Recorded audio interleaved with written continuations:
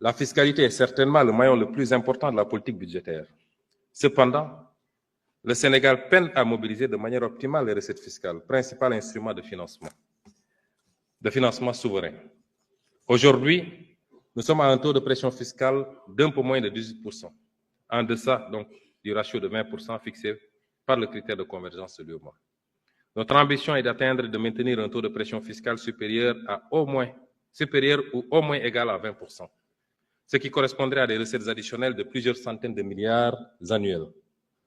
Ce résultat est largement à notre portée si notre système fiscal et notre administration fiscale et nos administrations fiscales et douanières qui l'exécutent sont purgées des tares qui plombent leur action.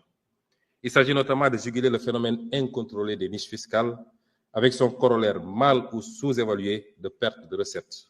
Monsieur le Président de l'Assemblée nationale, honorables députés, dans le cadre de l'ambitieuse réforme fiscale que je propose, mon gouvernement s'engage ici et maintenant à formuler et à mettre en œuvre des mesures fortes de rationalisation des dépenses fiscales afin de réduire progressivement l'impact des exonérations sur la mobilisation des recettes, tout en restaurant des marges budgétaires pour le financement de notre politique économique et sociale.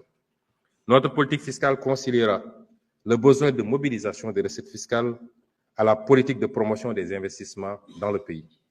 Pour relever ce défi, le Sénégal procédera à l'évaluation d'impact économique et social des avantages fiscaux au-delà des évaluations budgétaires. Ces dépenses évaluées sur la période 2019-2022 s'élèvent à 2 232 milliards de francs CFA. Cet exercice devrait être un instrument de pilotage permettant d'apprécier l'efficacité et l'efficience des dépenses fiscales. Ainsi, nous élargirons le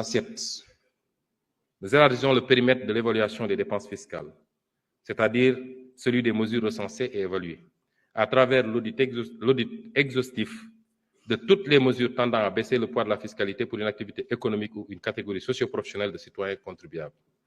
Une nouvelle matrice des mesures dérogatoires devra être dressée à fin décembre 2025.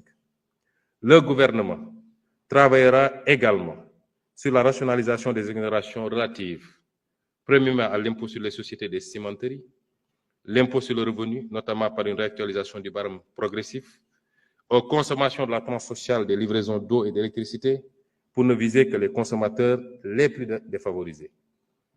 Les nombreuses conventions fiscales conclues par le Sénégal seront également examinées. Au terme des divers recoupements, à ce jour, le Sénégal disposerait de 18 conventions fiscales bilatérales en vigueur. Cette politique est un véritable boulevard à la fraude et à l'évasion fiscale.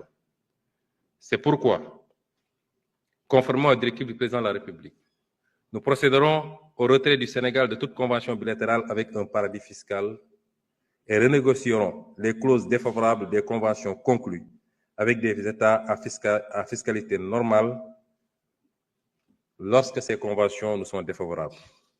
Nous lancerons le chantier de la rationalisation des mesures dérogatoires éparpillées dans plusieurs textes, le Code minier, les zones franches industrielles, le régime d'entreprise France d'exportation, le Code pétrolier, le Code des télécommunications, le Code des investissements, et le rapatriement dans un seul corpus, qui est le Code général des impôts, qui sera un chantier prioritaire.